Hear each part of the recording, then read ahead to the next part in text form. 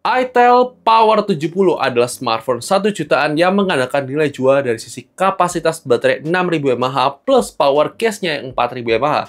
Jadi, HP ini tuh seolah memiliki kapasitas baterai sebesar 10.000 mAh. Tapi, apakah dengan baterai sebesar itu layak untuk kalian beli dan apakah menarik untuk kalian beli?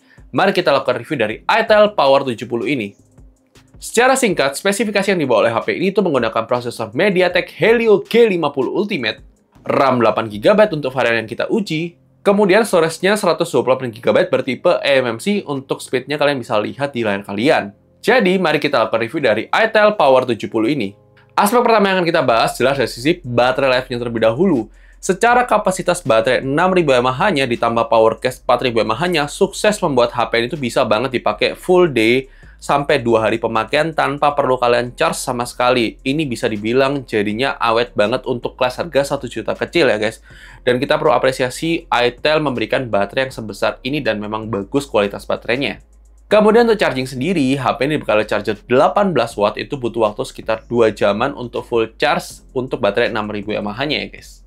Lanjut kita bicara soal performance sendiri. HP yang dibekali prosesor MediaTek Helio G50 Ultimate ini memang cocoknya itu hanya untuk digunakan penggunaan ringan seperti sosial media, browsing, atau buat nonton. Kurang cocok buat digunakan heavy use seperti gaming guys, ataupun multitasking. Kemudian, HP ini juga mendapatkan skor Antutu 135 ribuan, sebuah angka yang tergolong cukup untuk kelas harganya. Bukan yang terkencang, tapi masih bisa digunakan untuk harian.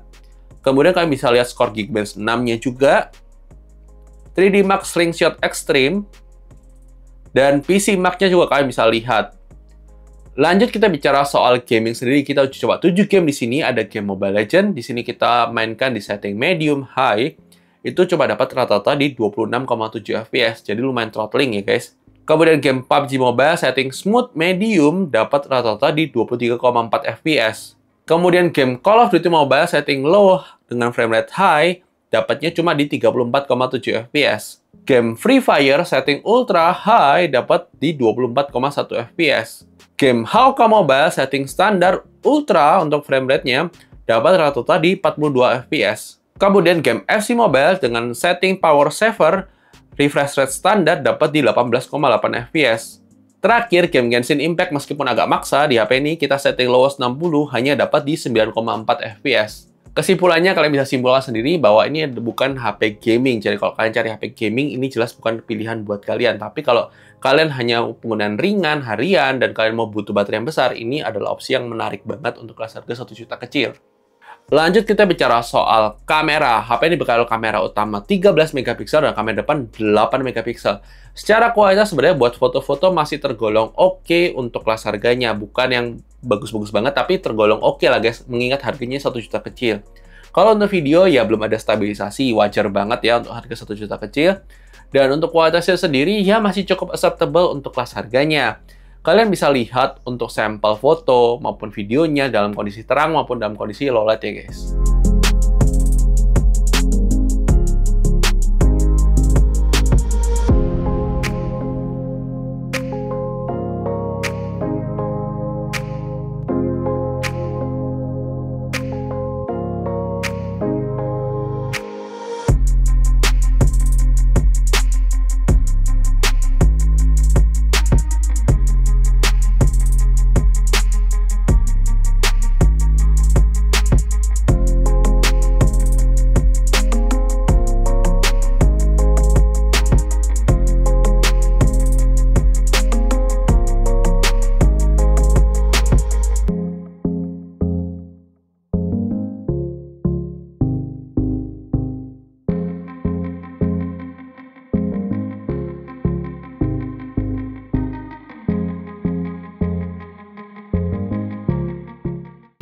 Oke guys, kali ini kita menguji coba kamera depan dari itel Power 70 kalau kita gunakan buat rekaman video. Gimana bukan untuk kualitas kamera depannya, apakah sudah sesuai ekspektasikan atau tidak.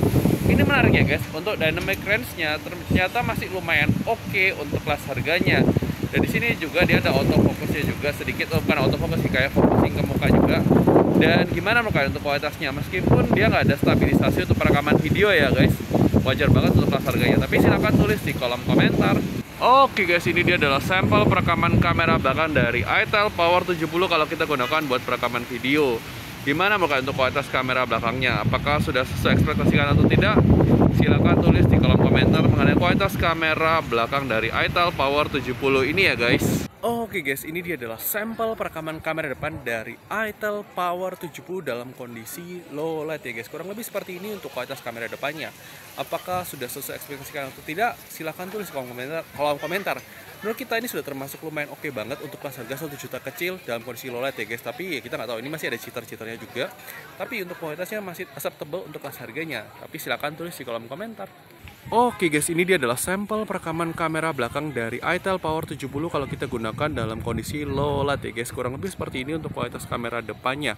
Apakah sudah sesuai ekspektasi kalian atau tidak? Silahkan tulis di kolom komentar. Kalau menurut kita sih termasuk masih ada jitternya, ya wajar banget untuk kelas harganya. Di harga 1 jutaan ini termasuk oke banget. Tapi gimana menurut kalian? Silahkan tulis di kolom komentar. Lanjut kita bicara soal layar. HP ini berkaitan layar IPS, resolusi HD+, refresh rate 120Hz, bisa nonton YouTube 1080p 60fps. Sayangnya untuk Netflix maksimal Wi-Fi-nya L3.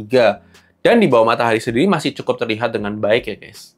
Lanjut kita bicara soal speaker. HP ini bekali oleh single speaker yang karakteristik audio tergolong oke saja untuk kelas harganya. Kalian bisa dengarkan di video unboxing untuk tes speakernya. Kemudian mari kita bicara soal security sendiri. HP ini bekal oleh side fingerprint scanner dan juga sudah ada face unlock. Suatu hal yang bagus untuk kelas harganya.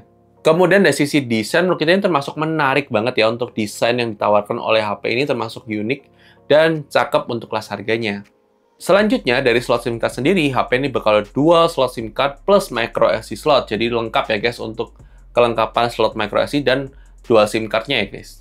Kemudian untuk aplikasi zoom sendiri, HP ini masih belum support virtual background zoom yang memang wajar banget untuk kelas harganya karena prosesornya belum mendukung ya guys. Kemudian dari sisi fitur sendiri ini juga termasuk lumayan oke guys. Dia punya fitur IP rating IP54, kemudian dia punya jack 3,5 mm, kemudian dia support USB OTG, ada inframerah, dan ada aplikasi FM radio, tapi memang belum ada NFC ya guys. Lanjut untuk navigasi Google Maps sendiri termasuk aman dan lancar, kita tidak menemukan adanya kendala selama penggunaan navigasi di HP ini. Kemudian untuk jaminan update software sendiri, kita mendapatkan konfirmasi dari itel Indonesia akan mendapatkan jaminan update selama 1 tahun.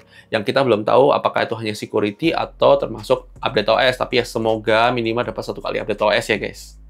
Kesimpulannya, ini adalah HP yang sangat cocok buat kalian yang memang cari HP dengan kapasitas baterai terbesar di 1 juta kecil. Menurut kita ini adalah HP yang layak untuk dipertimbangkan kalau misalnya kalian tertarik dengan kapasitas baterainya. Tapi itu yang kita bisa sampaikan mengenai HP ini. Kalau misalnya kalian incer performance, ini jelas bukan HP yang cocok buat kalian. Tapi sekali lagi, ini adalah pendapat dari Review Gadget. Mungkin bisa berbeda dengan pendapat kalian. Kalau kalian memang tertarik beli HP ini, jangan lupa cek ranjangku. Dan bisa juga cek link di deskripsi video. Nanti kita akan taruh link pembeliannya. Dan thank you sudah nonton video ini. Jangan lupa like video kalau suka, dislike aja kalau nggak suka. Dan sampai ketemu di video selanjutnya guys. Oke guys? Bye-bye!